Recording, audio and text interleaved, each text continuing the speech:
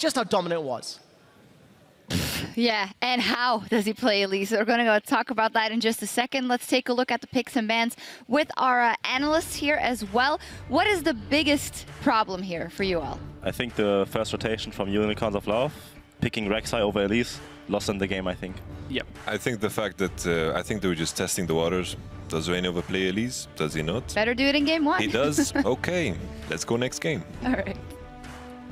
Yeah, we talked during picks and bans on this, and I thought perhaps at first it was a little bit bold with the maybe this is where they lost the game. The problem was they continued to then kind of pick the Nautilus, which when you then end up with the Alistar in the first rotation, you can't flex the Nautilus, so you end up locked into this composition with ultimately fairly low damage after the Lucian, and then you pick a Kog'Maw, and the lanes don't play out particularly well. So low damage until the Kog'Maw, and even the Kog'Maw needs like 35-40 minutes to really become that dominant. Yeah, I think Fnatic did a really good choice of banning out the mid laners here in that game. Even when they banned out themselves, they made sure that Power of Evil doesn't have any safe mid laners to blind pick that they can that he can just farm on. But the game was over so quickly that he didn't have any impact. He couldn't even play League of Legends in that game, basically.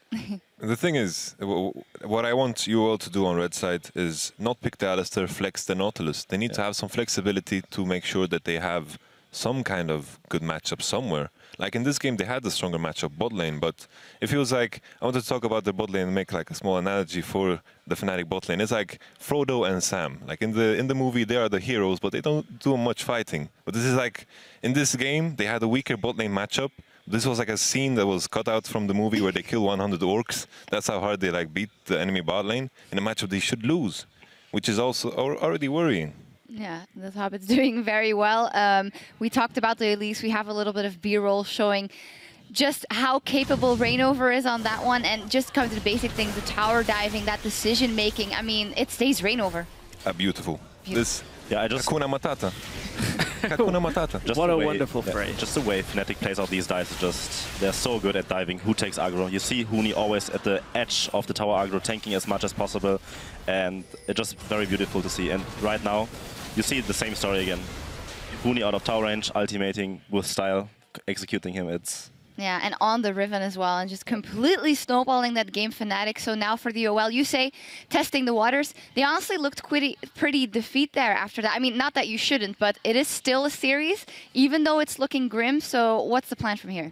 I think definitely what they should do in the first rotation, if the ban and pick phase goes out the same way, I think they should pick the Nautilus and the Elise. Flex the Nautilus, get some flexibility in there to make sure you have some better matchups and something you can play on with the Elise, and then you start from there. Try to win early game and hope for the best. Problem here in this series, though, which is somewhat unique, is with sides staying the same for 5 games, it now means if you want to change up one of those bans, Fnatic are going to have either the Janna, the Kalista, or the Lulu available. Kalista's probably the only one they'll first rotation out of that lot, but to be, you know, if you're locked in that situation, when you start having to mix up bans, then it becomes very tricky to actually orchestrate a successful picks and bans phase. The thing is, once again, like in the series against us, they banned Janna a lot as well.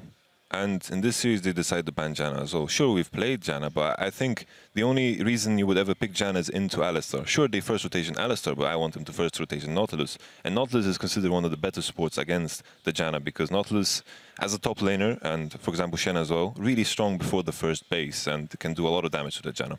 We'll see what they adapt on. The analysis is almost longer than the game, so let's hope for UL that it goes a bit better in Game 2. It's time for a quick break as UL look to recover and even the series up in Game 2. But before we get there, let's hear a little more about the newest man in pink on the LCS stage. Yeah.